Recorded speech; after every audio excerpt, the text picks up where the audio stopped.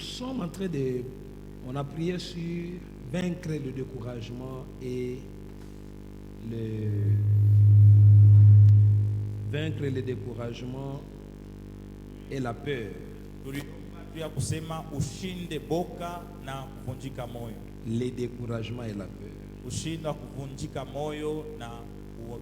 Vous savez, bien aimé, le découragement n'a jamais été un fruit du hasard.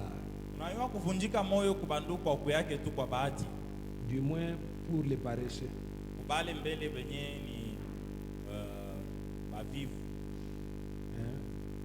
Lorsque vous êtes paresseux, vous serez découragé partout.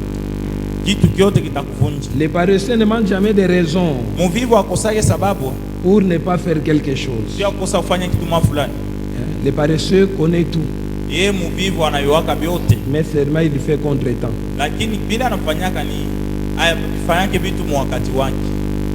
Les paresseux a tout son temps pour faire quelque chose. Mais ça lui arrive de faire contre-temps. Malgré qu'il a tous les temps. Mais il fait toujours contre-temps. Pourquoi? Parce qu'il est paresseux. Amen. Il est paresseux. Alors je disais que le découragement n'était pas un fruit du hasard. Il y a toujours un élément qui active le découragement. Un élément qui active. Et le premier élément qui active le découragement, c'est la peur. La peur. Et vous savez que la peur, c'est l'ennemi numéro 1 de la foi. Là où il n'y a pas de foi, là est caractérisé par la peur et le découragement. Amen. Amen. Alors nous sommes dans le livre de 1 Samuel 17. On va lire, je lis seulement le 15 premier verset. Mais sinon, on est dans le livre de 1 Samuel 17. Vous connaissez bien cette histoire. C'est parmi les histoires les plus connues, même de ceux-là qui ne lisent pas la Bible. L'histoire de David et de Goliath. Alors nous nous tenons debout pour honorer la parole de Dieu. La Bible dit, les Philistins réunissent leurs troupes pour faire la guerre. Et ils se rassemblèrent à Sako.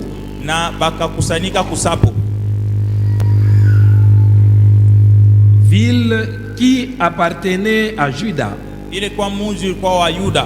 Ils installèrent leur camp entre Sako et Azeka, à Éphès d'Amim.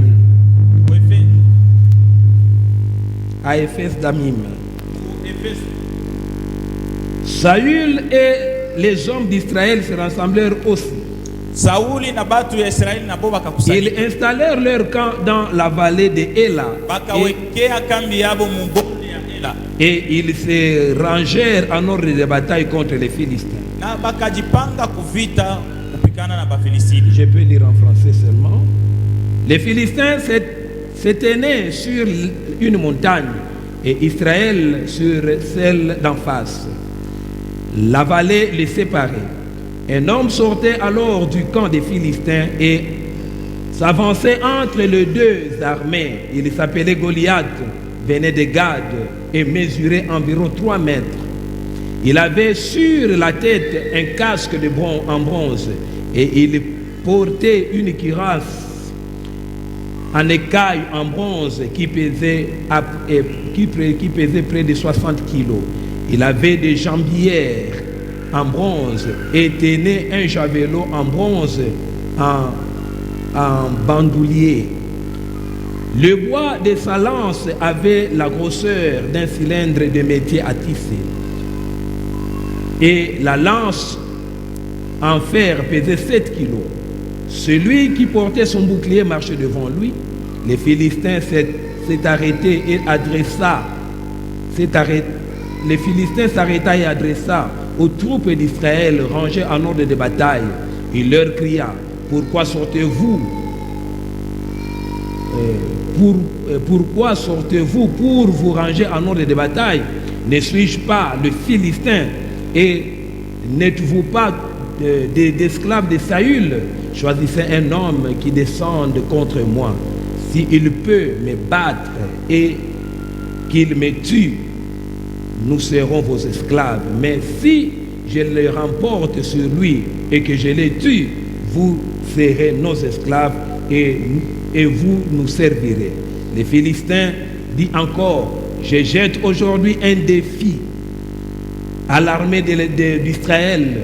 Donnez-moi un homme pour que nous nous battions ensemble. En entendant ces paroles du Philistin, Saül et tout Israël fut effrayé et rempli de peur. Or, David était fils d'Éphrasien de Bethléem en Juda, nommé Isaïe, qui avait 8 fils. À l'époque de Saül, cet homme était vieux, d'un âge avancé. Les 3 fils aînés d'Isaïe avaient suivi Saül à la guerre. Voici le nom de ces 3 fils partis pour la guerre: Eliab l'aîné, Abinadab le deuxième et Shama le troisième. David était le plus jeune et les 3 aînés avaient suivi Saül. Quant à David, il faisait des va-et-vient, quittant Saül pour garder les brebis de son père à Bethléem. Amen. Amen. Est-ce qu'on peut se mettre? Voilà. Sinon, nous allons plonger dans 1 Samuel 17. Alors, ici, comme je le disais, c'est un combat que vous connaissez bien, le combat le plus célèbre de la Bible même.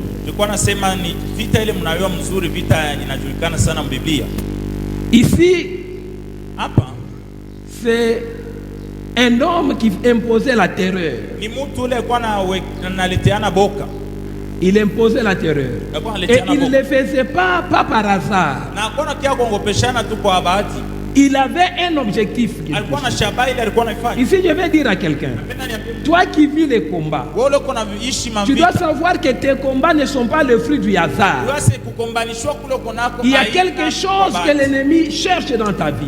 Il y a quelque chose que l'ennemi poursuit. Ce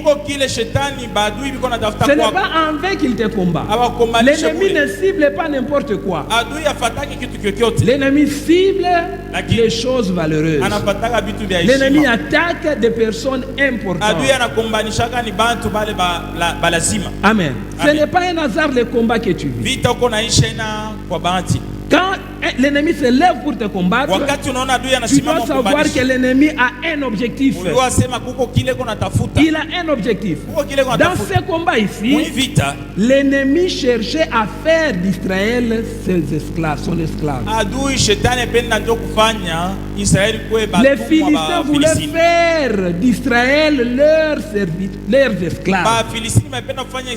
Et Goliath le dit clairement: si vous nous gagnez, nous serons vos esclaves. Mais si nous l'emportons sur vous, vous serez nos esclaves.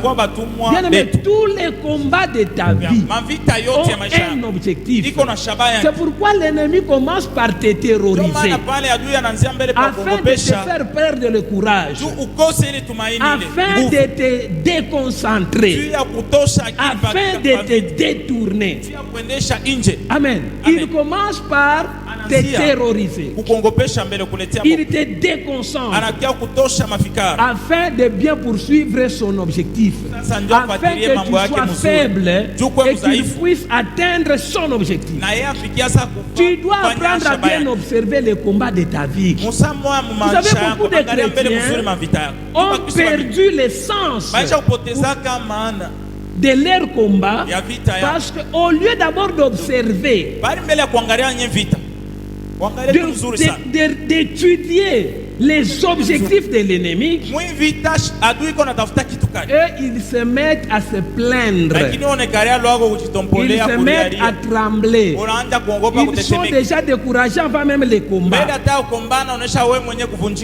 C'est le cas d'Israël. L'ennemi voulait en faire son esclave. Et eux, ils se sont mis à trembler. Ils se sont mis à trembler. Bien aimé dans le Seigneur, vous devez savoir dans vos vies, le combat que l'ennemi vous amène, il peut vous amener dans deux fronts. Soit tu es dans la servitude, tu travailles pour l'ennemi, soit tu dépends de lui. Amen. Soit tu es dans la servitude, il utilise ta force, il utilise ton argent, il utilise tes intérêts. Toi tu travailles, tu gagnes l'argent, les autres jouissent de ton argent. Pendant que tu es fort, les autres jouissent de ta force. Et toi tu es là, tu travailles pour eux. Tu es dans la servitude. Il y a une forme de servitude aussi qui est une dépendance. Vous voyez ici, tu n'es pas dépendant. C'est-à-dire, tu as ton travail, tu es dans ton mariage, mais dans ce que tu es là, tu travailles pour les autres. Tu ne jouis pas toi-même. Et dans l'autre temps, et dans l'autre côté, c'est-à-dire c'est toi maintenant qui es dans la dépendance. C'est-à-dire ce qui est à toi a été hypothéqué. On a vendu ça soit au diable pour avoir une certaine promotion. Et les bénéficiaires de la promotion te prend en charge moyennant quelque chose. Soit c'est toi qui gardes les enfants. Toi on ne t'épouse jamais. Toi tu es là seulement pour regarder. C'est toi qui t'occupes de la maison. C'est toi qui t'occupes de certaines histoires là. Mais toi l'argent tu ne gagnes pas. L'argent tu ne gagnes pas. Et ils gagnent l'argent et ils peuvent te payer moyennant ce que tu fais pour eux. Ils te soutiennent et toi-même tu te dis, c'est mon frère là qui m'aide, c'est lui qui fait mes études, c'est elle qui me fait les études. Tu ne jouis pas dans ce qui est à toi. Tu es marié, tu ne jouis pas de tes enfants, de ton mari, de ta femme. Non, non. C'est quelqu'un d'autre qui paie les études de tes enfants. C'est quelqu'un d'autre qui te paie les habits. C'est quelqu'un d'autre qui te paie ceci. Mais toi, tu es dans les mariages. On a hypothéqué. Alors vous devez apprendre, bien aimé, dans votre univers, observer qui bénéficie de ta misère. Amen. Qui? Quels sont ses objectifs? Qu'est-ce qu'il cherche? Amen. Qu'est-ce qu'il cherche? L'ennemi n'amène pas la guerre dans son camp. L'ennemi, lorsqu'il te fait la guerre, il amène la guerre dans ton camp. Pas dans ce qui est à lui, mais dans ce qui est à toi. Parce que la guerre a des dégâts de tous côtés. Alors, l'ennemi préfère. Je me rappelle un jour des propos de Kagame. Il parlait dans le Kinyarwanda à son armée. Il leur dit quoi? Leur pays là est vaste. On peut bien faire la guerre là-bas. Mais ici chez nous il n'y a pas d'espace. Veillons à ce qu'ils ne traversent pas ici. Sinon il y aura trop de dégâts. Effectivement, il avait raison. Et c'est comme ça que l'ennemi agit. Tu ne vois que le combat sur ton mari, sur ta femme, sur tes enfants, dans ta maison, dans ta santé, seulement dans ce qui est à toi. Amen. L'ennemi n'attaque que ce qui est à toi. Les Philistins, ici la Bible dit, ils se sont rassemblés à Soko, ville qui appartient à Juda. Pourquoi ils ne sont pas chez eux? Mais ils sont dans le pays de Juda. Amen. C'est ça l'ennemi. Alors vous devez bien aimer savoir amener le combat dans le camp de l'ennemi. Amen. Que les dégâts soient dans son camp. S'il y aura des choses détruites dans son camp, va dans ton camp. Et l'ennemi, il utilise premièrement pour te décourager, pour te faire peur. L'ennemi utilise premièrement les apparences. Amen. Bien aimé, c'est pourquoi vous devez faire attention. Vous devez apprendre à soigner votre apparence. Amen. Vous devez apprendre à soigner votre apparence. L'ennemi utilise les apparences pour vous terroriser. L'ennemi utilise les apparences pour vous séduire, pour vous faire tomber. Amen. D'où est venue l'idée de déshabiller nos sœurs? Petite jupe, cuisse dehors, poitrine dehors. L'ennemi utilise les apparences. Parce que l'ennemi sait que les sens, les yeux, les sont des portes de l'esprit. Amen. Les sens sont les portes de l'esprit. Alors l'ennemi utilise les apparences pour terroriser, pour détruire, pour ruiner. Il utilise les apparences. Regarde comment est-ce qu'on présente d'abord les Philistins. Regarde, la Bible dit que c'était un homme. Un homme sorti des Philistins s'est avancé entre deux armées. Il s'appelait Goliath. Il venait de Gad. Il est mesuré environ 3 mètres de 3 mètres. Amen. La taille d'abord. Amen. Vous vous souvenez d'Israël dans le désert? Quand ils ont vu les fils d'Anak, c'est d'abord la taille qui a découragé. L'ennemi travaille beaucoup l'apparence. Toi-même, quand tu vas en route, tu vois un pomba là. Tu t'arranges pour passer à côté. Tu ne veux pas de problème. Sa masse seulement te terrorise. Les biceps te terrorisent. Les Israélites disent à leurs yeux. À leurs yeux et à nos yeux. Nous étions comme des sauterelles. Donc c'était déjà des hommes abattus, c'était déjà des hommes découragés, de par l'apparence de l'ennemi. Amen. Bien aimé, de par l'apparence découragée. On le présente. Il avait des jambiers en bronze. Il tenait un javelot en bronze. Amen. Regardez comment est-ce qu'on le décrit. Il avait le casque en bronze. Une cuirasse en écaille en bronze. Qui pesait 60 kilos. Je crois que les 60 kilos, vu l'âge de David, c'était un garçon de moins de 20 ans. Généralement, c'est ça le poids. 50-60 kilos. 50-60 kilos. Mais ce type-là, même sa cuirasse, c'était 60 kilos. Presque la taille de David, le poids de David. kilo kia mtu mzima ule alikuwa anakombana naye Daudi. Amen. Amen. Vous voyez un peu comment est-ce qu'on présente cet homme-là.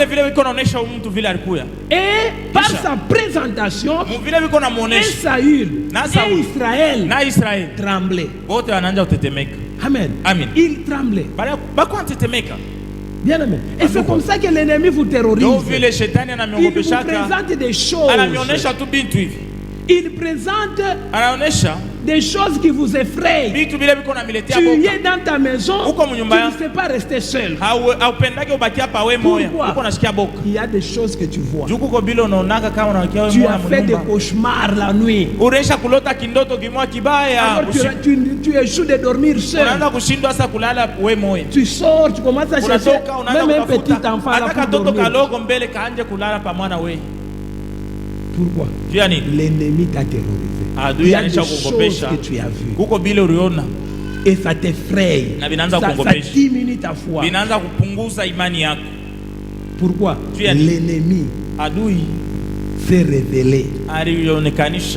Il t'a terrorisé.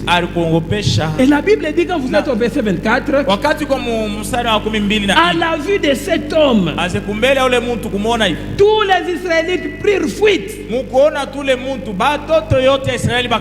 furent remplis de peur. Et chacun disait, avez-vous vu s'avancer cet homme? C'est pour jeter le défi sur Israël qu'il s'est avancé. Amen. Vous voyez un peu? L'apparence seulement. Ils prennent fuite. Combien de gens ici fuient aujourd'hui l'ennemi? À cause seulement de ce qu'ils voient. À cause seulement de ce qu'ils vivent. Tu fuis toi-même, tu te dis ah non, ici je ne peux pas. Bien aimé. Amen. La deuxième des choses que l'ennemi utilise, les propos. Amen. Amen. Les propos.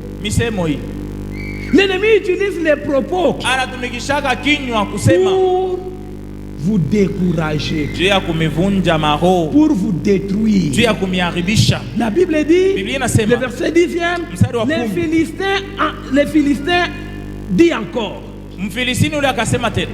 je jette aujourd'hui les défis à l'armée d'Israël. Donnez-moi un homme pour que nous nous battions ensemble. En entendant ces paroles, Saül et tout Israël furent effrayés et remplis de peur. Vous devez savoir que les propos sont encore très dangereux que les apparences. Amen.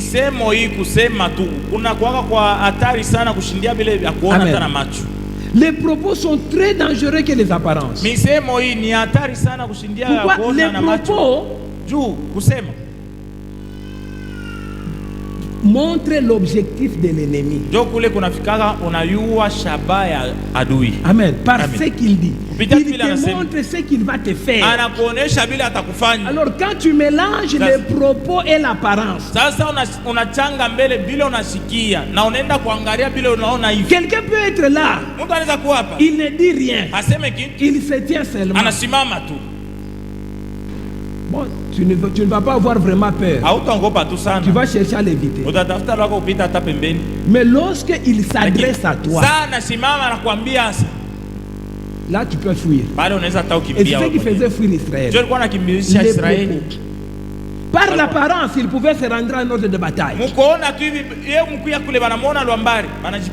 quand il s'élève, il parle.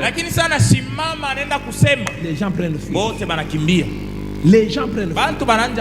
Amen, bien aimé dans le Seigneur. Amen. Vous devez, bien aimé dans le Seigneur, faire des propos de l'ennemi l'objet de votre colère. Amen. Amen. Si tu ne fais pas des propos de l'ennemi l'objet de ta prière, l'objet de ta colère, bien aimé dans le Seigneur, tu es tu es dans l'échec. Ni kusema kama Vous savez, ufanye il y a des chrétiens comme ça. On peut l'insulter. Il est en train de le maudire. anaweza kusikia biko na mulaani. Il est là si c'est par respect. Iko pale toi c'est tu baheshimie samwa msipakose tu adabu. Baba, bazazi ndio Mungu wako hapa. Oh, les parents sont des dieux sur terre. Tu entends des choses. Uko nasikia vitu biko nasemewa Oh, ni chef wangu. Oh, c'est mon chef. Qu'est-ce que je peux faire? Vous devez faire attention avec les propos. Les propos révèlent les plans de l'ennemi. Les propos montrent son objectif. Ce qu'il poursuit. Alors, faites attention avec les propos que vous entendez. Je disais ici, les portes de l'esprit, c'est le sens. Les sens sont les portes pour accéder à l'esprit de l'homme.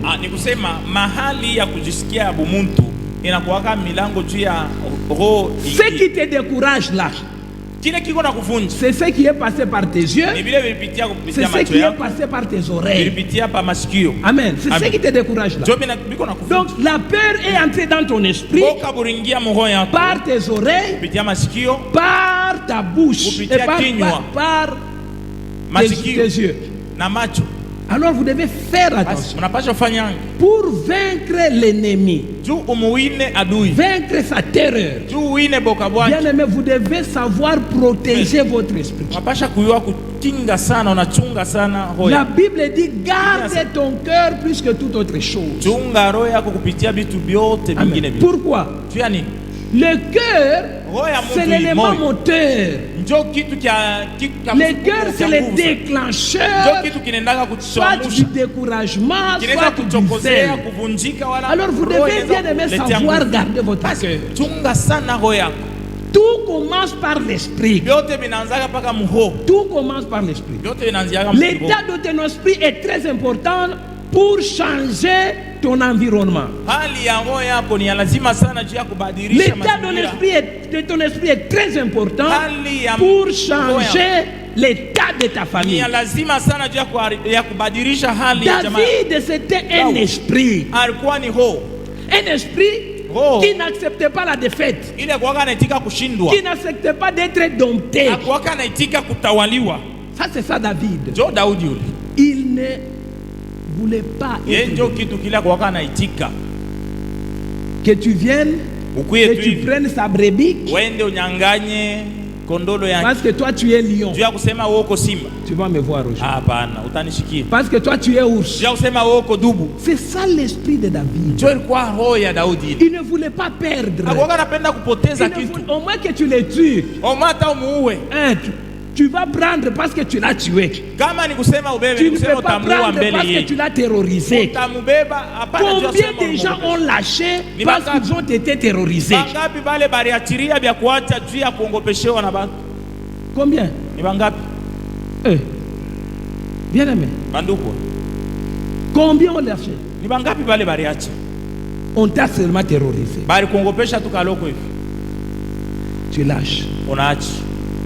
Et puis je vais vous dire une chose. Dieu ne vous donne pas les choses faciles. Non, non. Les bonnes choses s'acquièrent au prix, avec un prix. Et les grandes choses sont pour des gens qui ont un esprit. Un esprit dur.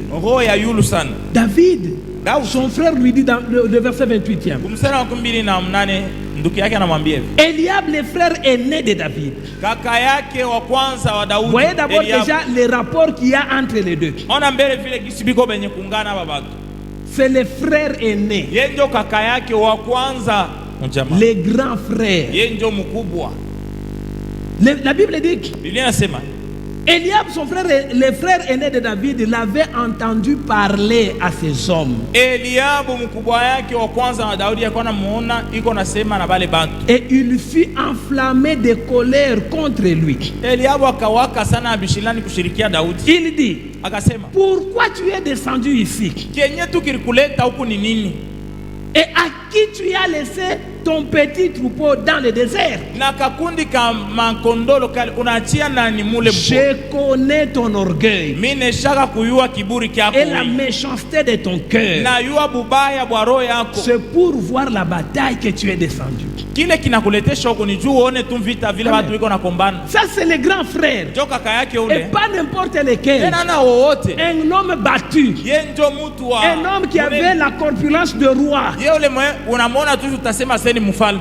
Amen. Amen. Il parle à un petit. Je ko nasema na muloko yake Mais wa il chini. dit des choses qui ont attiré mon attention. Sikia bile bintu ko namwambia. Il dit, je connais ton orgueil, Wewe mimi na yua kiburi kyako. la méchanceté de ton Na cœur. yua vile roho yako ni mubaya sana. David Daudi avait deux témoignages qui l'accompagnaient. alikuwa na ushuhuda mbili kwa Un msikizi. témoignage des hommes Ushuhuda wa et un bantu témoignage de Dieu. na ushuhuda wa Mungu. Pour les hommes, Bantu David c'est un Daudi orgueilleux. ni mtu wa kiburi. David c'est Daudi yeye wake un alikuwa méchant. mtu wa roho mubaya. Ça c'était le témoignage des Jo hommes. bantu vile walikuwa nasema.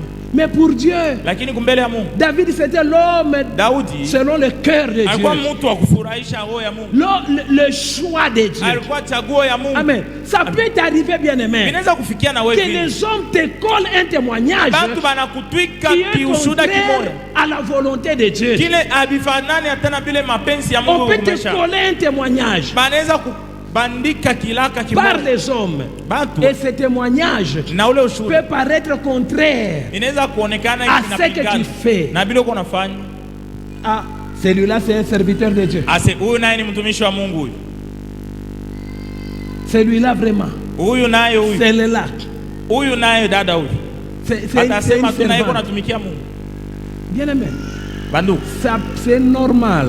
ni kawaida. Il y a toujours un témoignage des hommes. Kuna kwaka paka Il y ushuhuda a wa batu toujours un témoignage de Dieu. na ushuhuda wa Et Mungu. les hommes Lakini batu ont un témoignage de toi bana kwaka na ushuhuda wa maisha yako selon leur cœur. ni kufatana na maroho yabo vile Et iko Dieu naona. a son témoignage Na Mungu iko na selon ushuhuda son wake cœur. kufatana na roho yake Mungu na Amen. yeye. Les Amen. méchants ne voient en nous que la méchanceté. Batu babaya kile banaonaka maisha yetu ni paka tu bubaya. Amen. Amen. Les orgueilleux ne voient en nous que Batu de ba kiburi l'orgueil. kile banaonaka ku maisha yetu ni paka kiburi. Chacun cherche en toi ce qui est de lui. Kila mtu anatafutaka maisha yako kitu kile Dieu kiko te ndani yake. regarde selon ce qui est à lui. Mungu iko na kuangalia ufatana vitu vyake. Les hommes aussi te regardent selon ce qui Batu est à nabo eux. bana kuangalia ufatana vile vitu viko Alors, à ndani quel yako. témoignage est-ce que tu vas te laisser? Sasa utafata ushuhuda wa nani? Alors, bien aimé, Basi wandu. quel que soit ce que les hommes disent, Jua hata kama batu wanasema nini? regarde à ce que Dieu dit. Wewe bakia kubile Mungu anasema. Regarde. Angalia Vous kubile Mungu savez, anasema. bien aimé, Na wewe banduku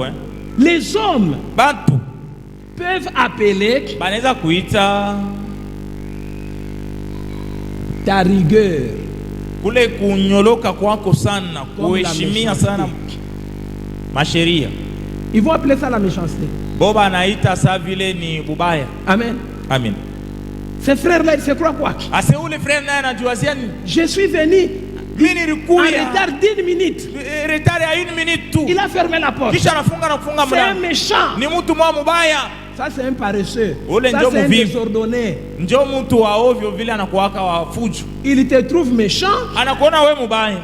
parce que tu n'as pas accepté sa faiblesse. Jutu wa kuitika budhaifu bwake. Vous voyez un peu comment est-ce que les gens nous regardent? Mbele vile watu wana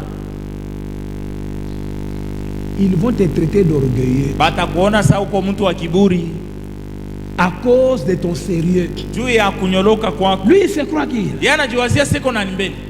Anajiona nani?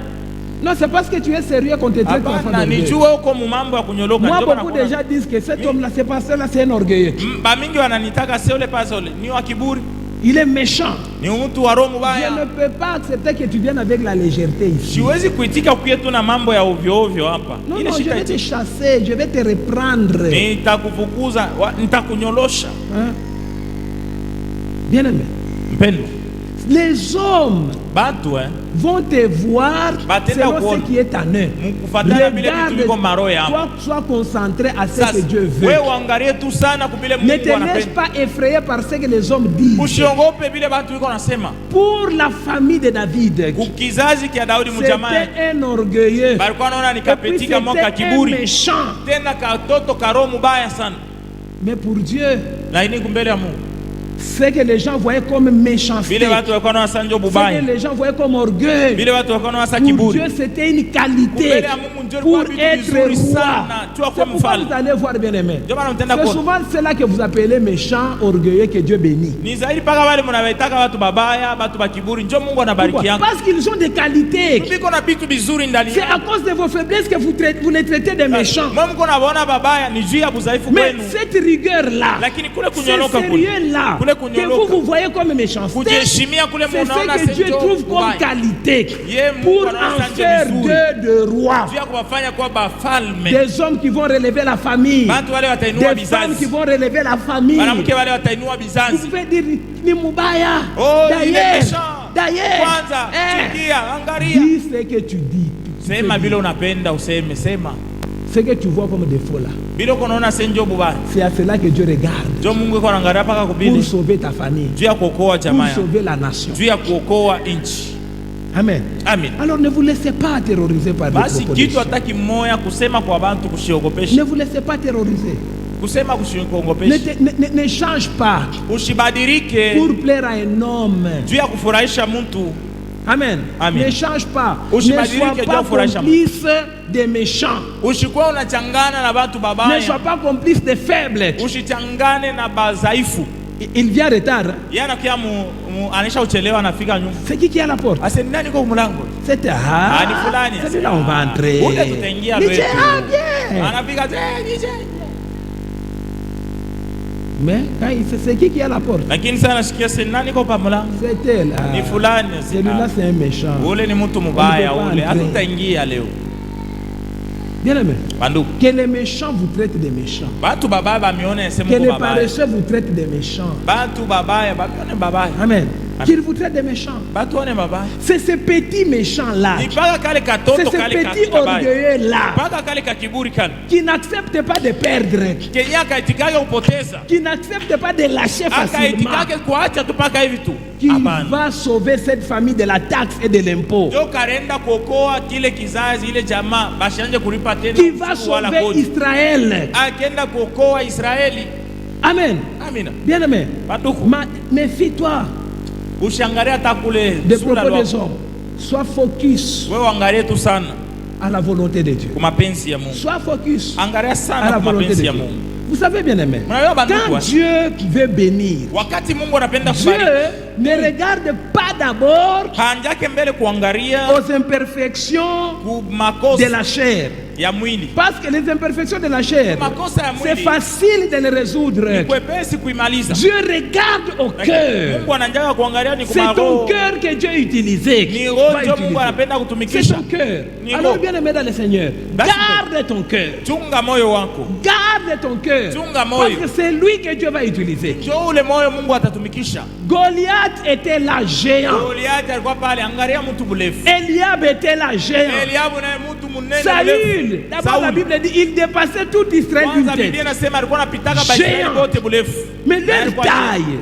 Lakini Dieu n'a pas utilisé leur taille Mungu akutumikisha mrefu à wako cause de leur cœur. juu ya maroho yabo. Mais Dieu vient utiliser un petit jeune homme là Kwenda kutumikisha katoto kama à hivi cause kana. de son cœur. Juu ya moyo wa ule mtoto. Ce petit n'accepte pas la terreur. Kale kabwana akongopake. Tu ne peux pas les terroriser. Hawezi Tu ne ukongopesha. peux pas prendre ce qui est à lui facilement. Hawezi ukabeba vitu vyake tupaka hivi. Parce que tu es grand. Juu ya kusema uko mrefu, uko mnene. Tu ne uko peux mkubwa. pas.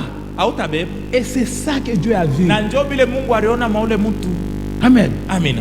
Même la Bible dit, Hata Biblia yenyewe il y inasema a des endroits où Jésus n'avait pas fait de miracles. huko mafasi ingine Yesu akufanyaka miujiza. Pourquoi? Juu ya nini? Pas parce qu'il n'y avait pas d'infirme. Hakuna juu ya kusema asa kuwaka ni.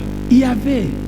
Quand vous lisez dans Matthieu 13, 58, Sasa nasoma Mathayo sura 13 La Bible dit, 5 na 8. il ne fut pas beaucoup de miracles à cet endroit à cause de leur incrédulité. Asema pa ile fasi ya kufanyanga miujiza mingi juu ya maroho Amen. kutokuamini.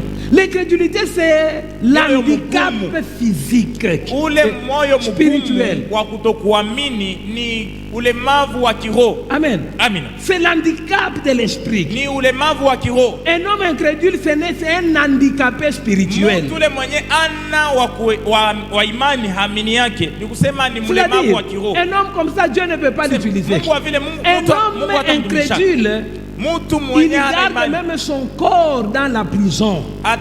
atapeleka mwili wake mugereza. C'est pourquoi, bien aimé, vous devez faire attention. Vous devez garder votre cœur plus que toute autre chose. Muchunge mioyo yenu kupitia vitu vyote. Garde ton cœur. Chunga moyo wako. N'accepte pas, bien aimé, Usitike ndugu yangu. que n'importe quoi entre dans ton esprit. Kiingie tu mu moyo wako. C'est le Proverbe 4, Proverbe 4, 23.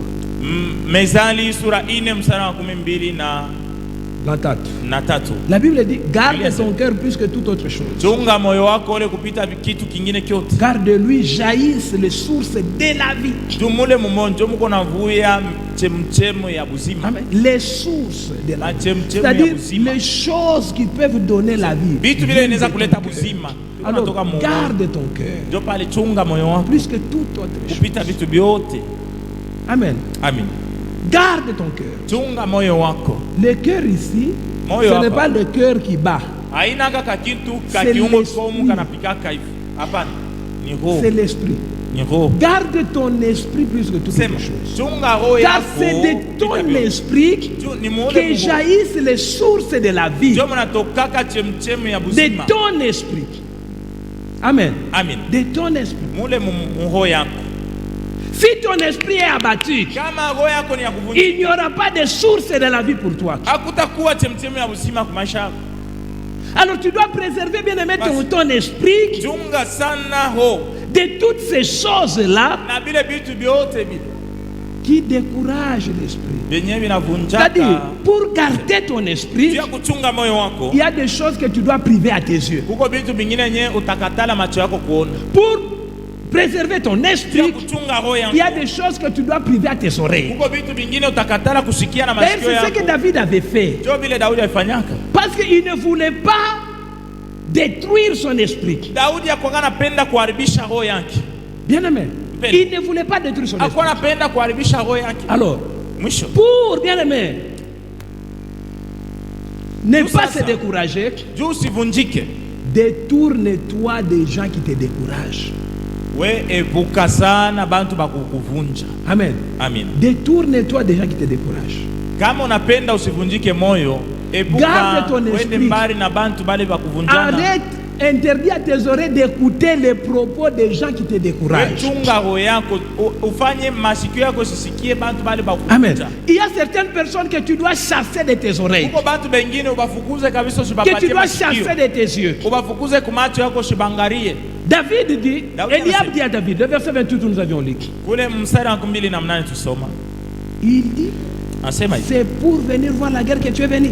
Kile kilikuletea huko Je ni juu te uone connais vile toi. vile biko na kombana. Il se fâche, Yua kaka yake anashirika. il se fâche Mkubwa anashirika. contre son petit frère. Anashirikia mloko yake. Son petit frère, la Bible dit quoi? Biblia inasema ni mloko yake yule.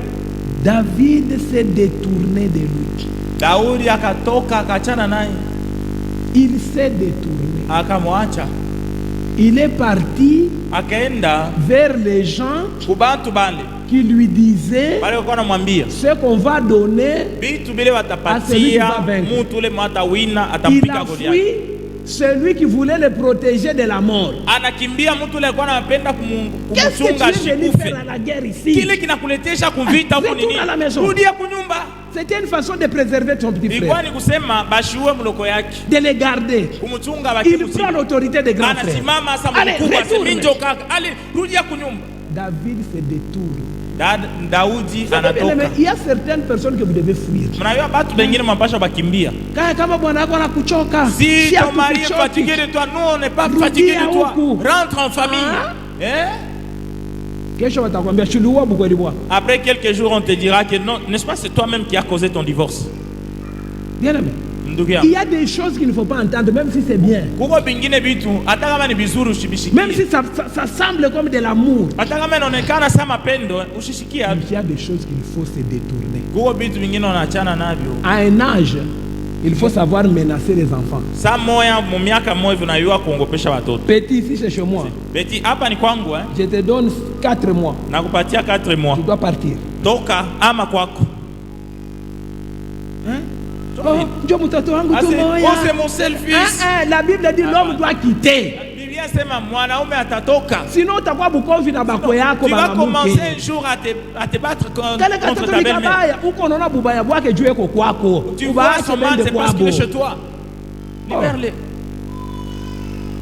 Basi ndio mtoto. Oh, c'est mon seul garçon. La parole de Dieu dit il doit quitter. Biblia sema Mwe bale mko na batoto bale baisha kueneza miaka ya kuoa au baisha wa beko kwa kwenu mbafukusha. Si vous avez des enfants qui ont l'âge de se marier ou qui sont mariés et qui vivent encore dans la famille, chassez-les.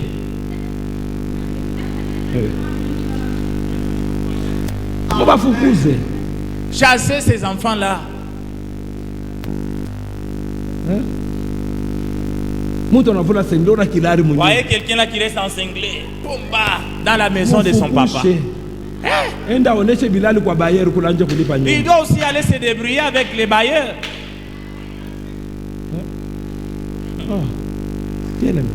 J'ai dit même aux sœurs, je ne peux pas quitter chez nous parce que je ne suis pas encore marié. Et si maintenant tu ne seras pas marié, tu resteras toujours dans la famille. Tu travailles,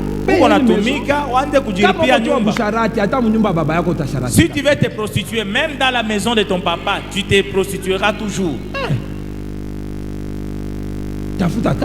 Alors cherche un travail, commence à payer ton loyer. C'est là qu'on verra que réellement tu crains Dieu. Ne crains pas Dieu dans la maison de ton père.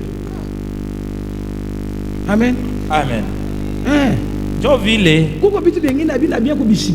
a d'autres choses qui ne sont pas bonnes à entendre. Même si ça paraît comme l'amour. Même Dieu agit comme ça.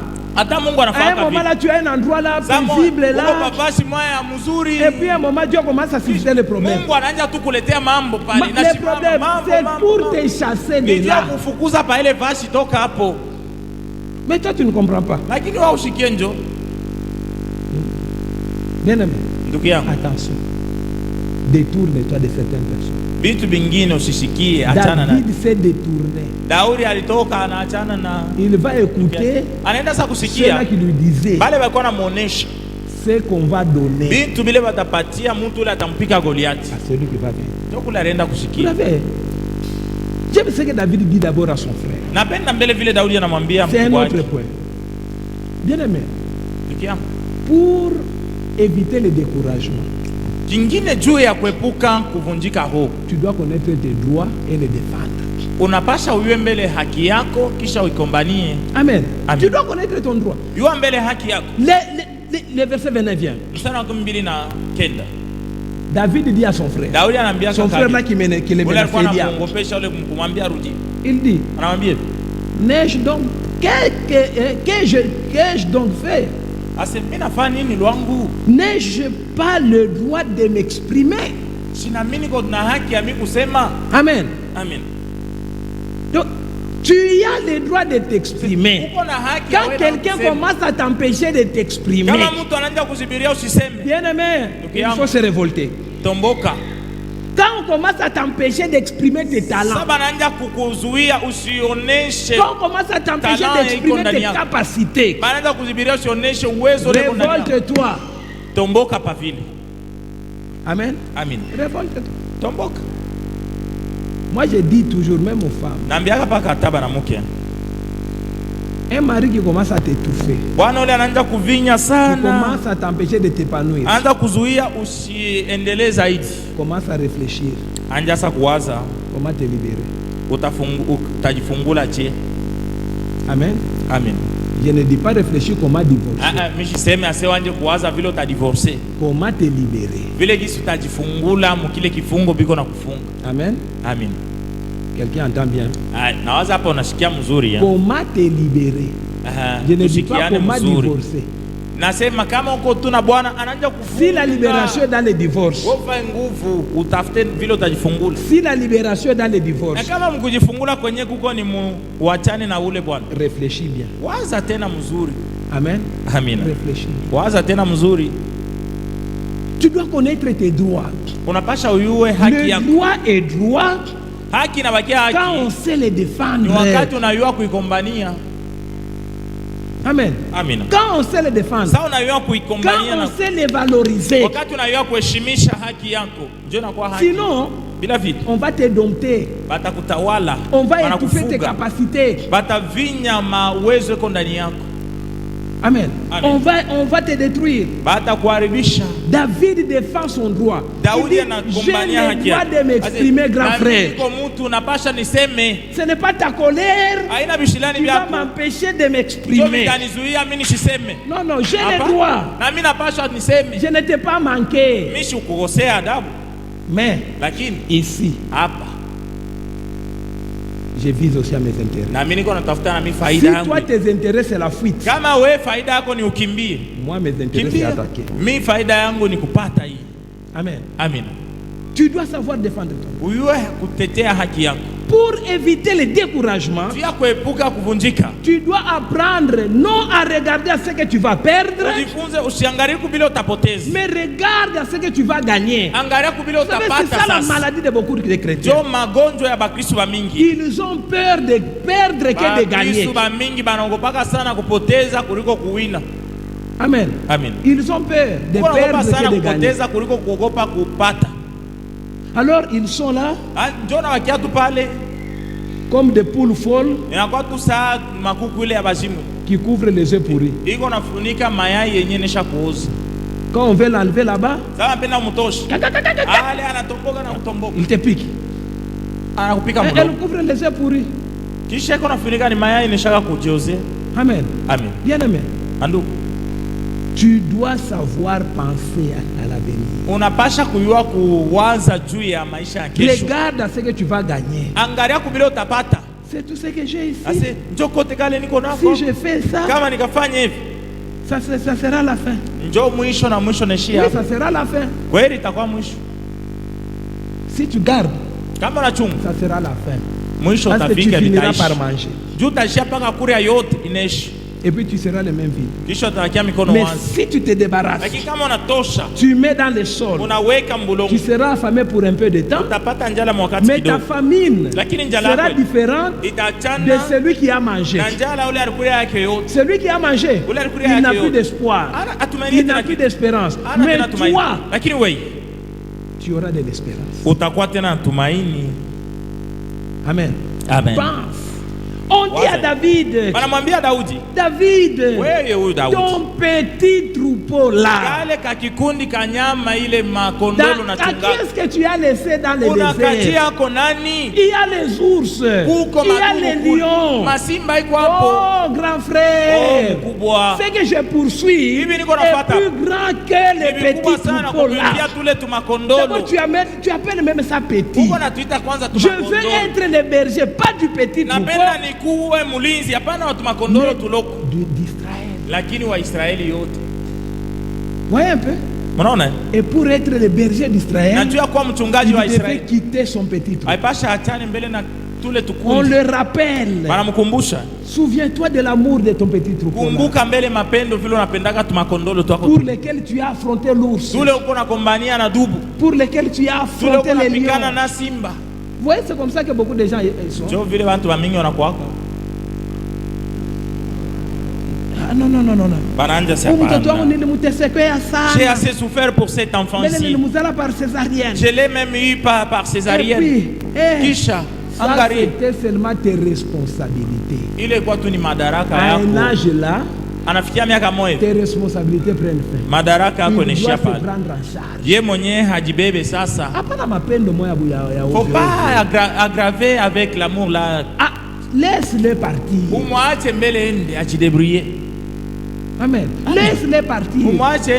Non, moi je n'aime pas que mes enfants aillent loin. J'aime tellement qu'ils soient là. Ils sont là à côté de toi comment? Pauvres, ivrognes, ils t'amènent des enfants sans père, sans mère. Et tu es là. Mon petit-fils. Là. Bien aimé, faites attention. Pensez à ce que vous allez gagner. Ne pensez pas à ce que vous allez perdre. David a regardé à ce qu'il devait gagner. Qu'est-ce qu'on va donner à celui qui va vaincre? Amen. Qu'est-ce qu'on va donner? On lui dit maintenant, voilà, il va épouser la fille du roi. Et puis sa famille sera exemptée de l'impôt. Ah, c'est fini, mon petit troupeau reste là-bas. En laissant son petit troupeau, il l'a préservé. S'il payait la TVA sur les troupeaux là,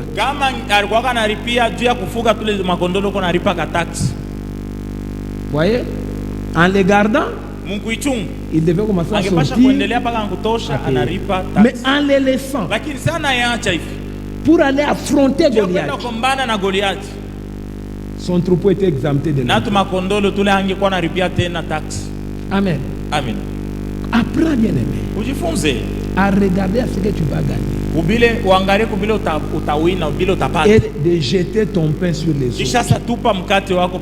La Bible dit, tu les retrouveras. Mais comme tu ne veux pas garder ton pain, jeter ton pain, tu veux les garder. Qu'est-ce que tu les trouveras plus tard? Qu'est-ce que tu les trouveras? Amen. Amen. Apprends à regarder devant. Pour ne pas se décourager, je disais, prends les propos de l'ennemi. Les propos de l'ennemi comme des menaces et des insultes. Amen. Je disais ici, tu es là avec quelqu'un qui t'insulte. Tu sais même que tu as raison. Non, tu fais ça, j'habite chez lui. C'est lui tel. Je travaille chez lui. À un moment, il faut savoir dire, si c'est toi qui as le souffle dans mes tons, mon souffle dans tes mains, j'accepte de mourir aujourd'hui. Amen. J'accepte de mourir.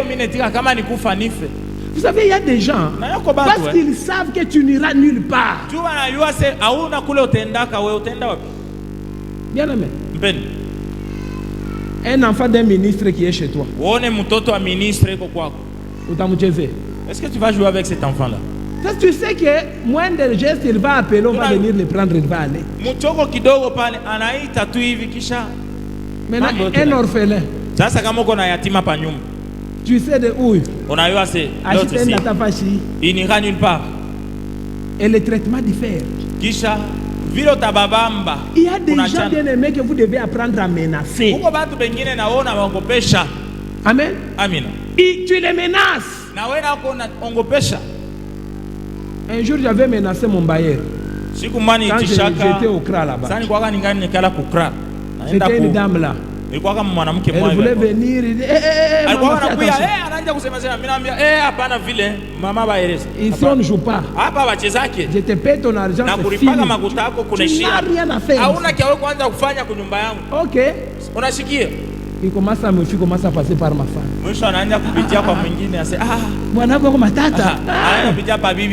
Ton mari est compliqué. Oui, oui. Bien, il y a des choses qu'il faut refuser. Il y a des choses qu'il faut refuser. Et tu dis non, non, s'il vous plaît. Là, ne touche pas. Tu continues ici. Je démissionne et je te tape.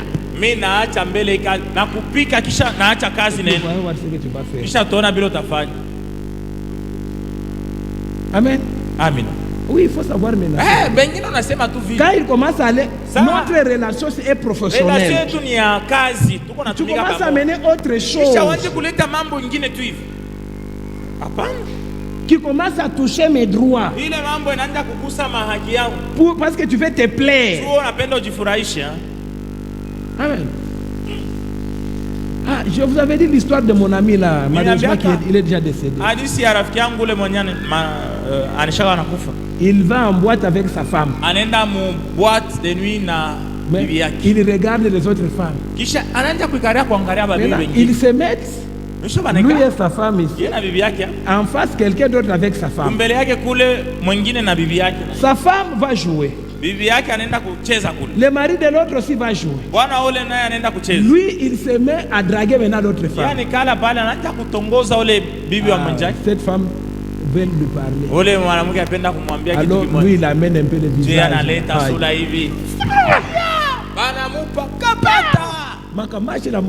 La mort veut sortir. Et puis sa femme vient. Il ne dit rien. Qu'est-ce que tu vas expliquer là? La femme là aussi.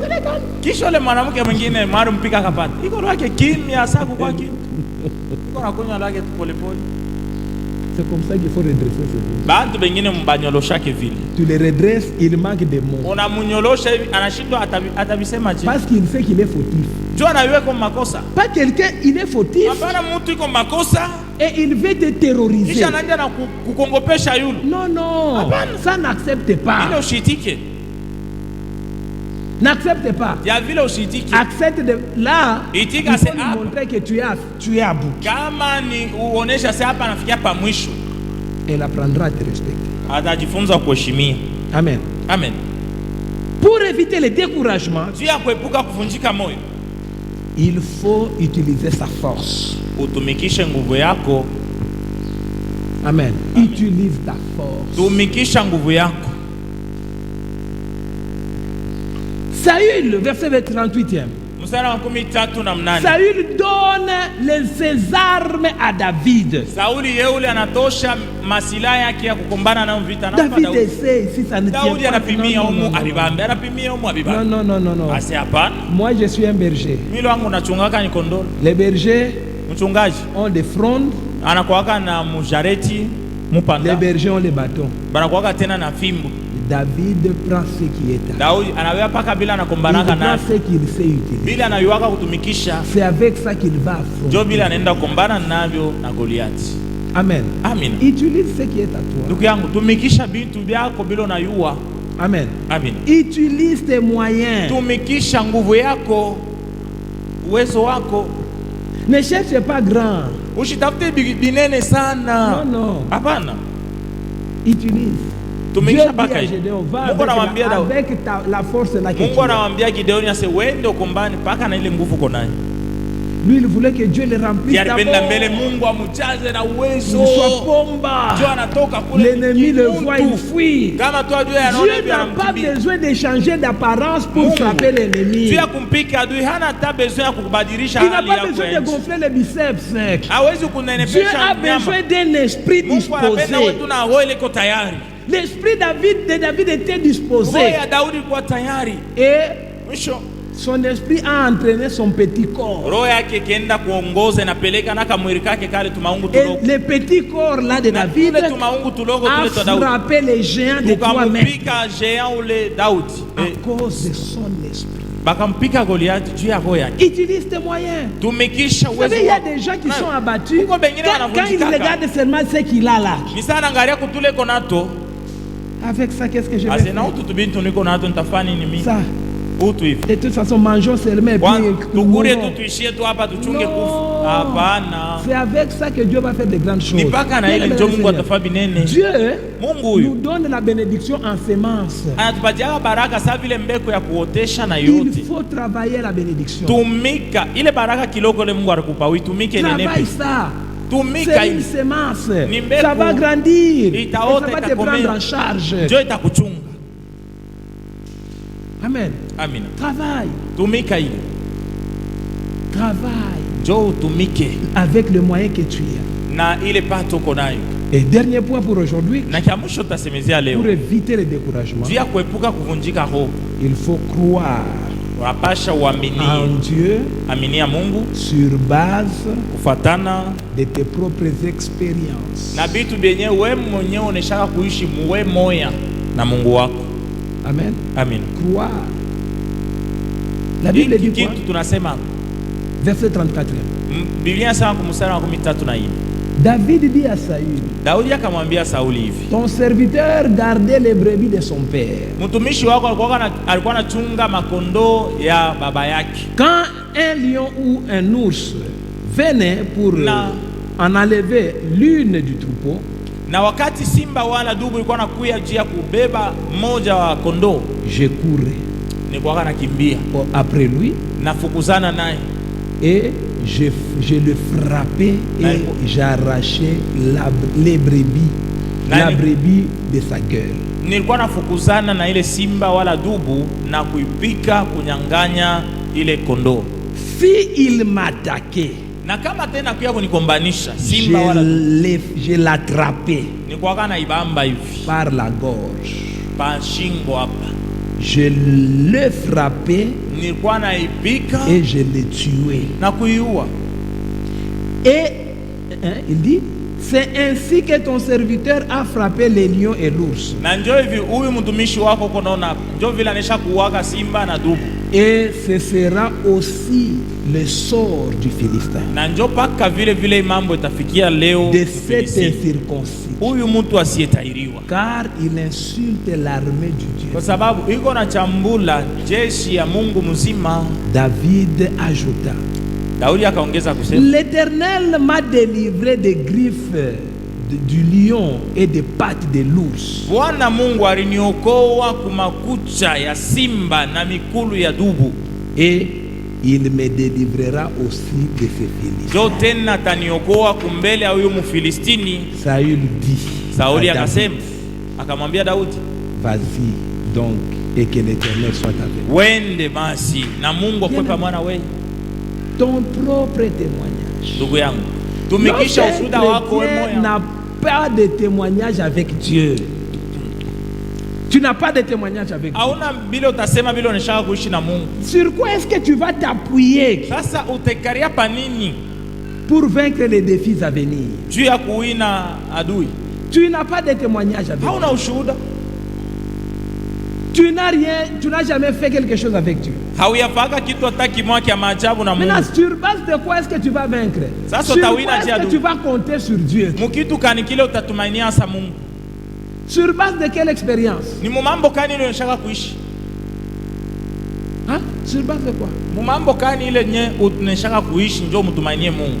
Bien-aimé dans le Seigneur. Pendo ndani ya Bwana. Vous devez vous appuyer sur ce que l'Éternel a fait avec vous. Mnapasha kutumainia pa bile yenye Mungu anashaka kufanya na mwe. Pour encourager votre cœur. David dit, tena nguvu zaidi. l'Éternel qui m'a délivré de l'ours. Daudi yeye asema se Mungu ule mwenye aliniokoaka kudubu. L'Éternel qui m'a délivré du lion. Mungu ule aliniokoaka kusimba. Me délivrera de cet insecte. Ataniokoa kumbele ya huyu mtu asiyetahiriwa. C'était tout. Pour convaincre David. Juu aende amweze Sauli. Amen. Amen. Saül avait peur. Il a vu un petit enfant. Mais le petit enfant lui montre les exploits. Mon roi, tu connais les lions.